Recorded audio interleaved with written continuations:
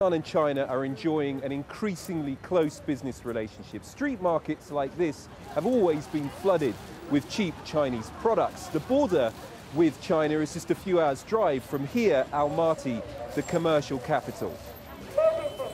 But Kazakhstan has something to sell in return: vast energy reserves that will make it eventually one of the top 5 oil producers in the world.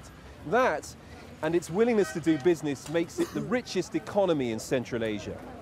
Chinese companies in the Chinese state are spending billions of dollars developing Kazakhstan's energy sector, making acquisitions, working on joint projects such as a new oil pipeline that connects umbilically China for the first time with Kazakhstan's oil fields. The foreign trade and investment that has recreated this modern city traditionally has come from the West and from Russia, but now Kazakhstan's greatest export partner is with its eastern superpower neighbor.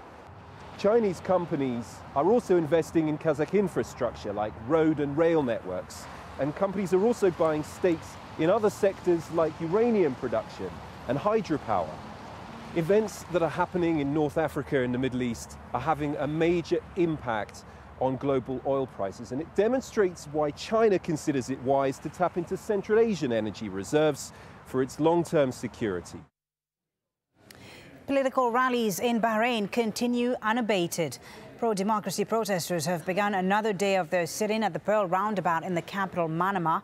The area has become a focal point for anti-government demonstrations. It was the scene of violence last week that left 8 people dead. On Monday night, a rally was held in support of the government, holding posters of the ruling Al Khalifa family. The crowd chanted slogans in support of a unity government. While 2 high-ranking U.S. politicians have pledged their support for political change in Tunisia. Senators John McCain and Joe Lieberman met various government and business leaders in Tunis on Monday. They also met with the country's caretaker Prime Minister Mohamed Ghannouchi. Former U.S. presidential candidate John McCain said his country remained committed to its military relationship with Tunisia. In Iran, Mehdi Karoubi, an opposition leader, has said on his website that security forces have detained his son. Of course, we'll bring you more on that story as and when we get it. Officials at the Suez Canal have confirmed 2 Iranian Navy vessels have entered the strategic waterway.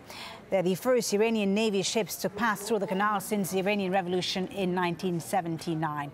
The frigate and an accompanying supply ship are en route to the Mediterranean. Israel has said that it takes a grave view of the move. 31 people have been convicted on conspiracy and murder charges relating to the train fire in Godhra, which killed 60 Hindu pilgrims. Police had beefed up security to prevent further unrest as a result of the verdict, which acquitted 63 people. In 2002, the fire led to anti-Muslim riots, which killed around 1,000 people between February and April. It's been over 6 months now since the devastating floods hit Pakistan and displaced more than 20 million people. Now, harsh winter conditions in remote part of the Swat Valley mean residents are cut off and left to fend for themselves. Kamal Haider reports. The distance to Kalam may be just 85 kilometers, but right now it seems many times more than that. While the sun may be shining in other parts of the valley, the higher elevations are still under the clouds. It is estimated that up to 4 million people had to spend a shelterless winter because of the devastating floods that destroyed everything here. But even for the survivors whose houses are still intact, it is a perpetual struggle. What was once a proper road is now buried under snow. Some sections were completely destroyed during the recent devastating floods. For the past 5 months, the only way to travel to Kalam has been on foot, and even essential supplies have to be carried on the back. Our camera team walked with to reach Kalam in Upper Swat, an area now cut off from the outside world and encompassed by blankets of snow. For shopkeeper Shamsul Hadi, it's a constant struggle to keep the snow from threatening his family's mud hut.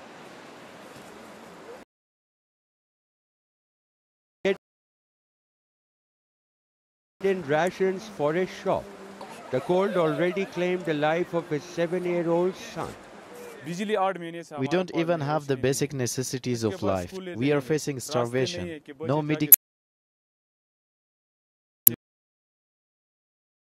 no school for our children. For now, his remaining children can also enjoy a small fire for a bit of warmth. Everyone here wants their government to reopen the road, but so far their pleas have fallen on deaf ears. The poor people of this region simply have to endure these tough times. And it seems they will have to do it on their own. Kamal Haider, Al Jazeera. All right, let's go back to our main story now, and that's the uprising in Libya. Of course, if you're just joining us, let's take a look at the latest developments there. The Libyan leader, Muammar Gaddafi, has appeared on state television denying rumors that he's fled to Venezuela and says he is in Tripoli. The United Nations, meanwhile, has condemned airstrikes on protesters in the capital and the cities of AlJazeera and Misrata. And several Libyan diplomats around the world have also resigned. That includes the ambassador to India and 4 diplomats in China. The UN Security Council, meanwhile, is to hold a closed session meeting on Libya later this Tuesday. This is in the last hour. The UN High Commissioner for Humanitarian Affairs, Human Rights, has said that it will investigate the situation in Libya, calling it perhaps crimes against humanity. Joining us in the studio is Awad El Faytouri from the Libyan Information Center here in Doha. It's quite significant, isn't it, that the UN Human Rights Commission is saying that what's happening in Libya right now may amount to crimes against humanity. Do you think anyone will ever be held accountable? Held in account is obvious. Is the Gaddafi regime as whole, Gaddafi and his family and his supporters. Catching them, this is another story. We believe Gaddafi is a master of all tricks. He's got the money, and it is now depends on the will of the so-called the free world, and particularly America and Western Europe. But what do you make of the reaction of the international community so far? There's been some very strong language from the Europeans, but beyond the strong language, what do you think they can really do? Well, even this strong language, I think it's coming too late. They could have done something earlier and stronger than that. And I take this opportunity to plead for President Obama to do something about what is going on, the massacres. I'm sure he can do more than... But briefly, the international community doesn't have that much leverage when it comes to the Gaddafi regime. If you look at the US, for instance, it had more leverage in the situation in Egypt than in Libya. So it almost seems like Gaddafi could get away. Well, this is the question, why he's getting away with it. I believe the Americans, they can do, if they want, they can hold Gaddafi back.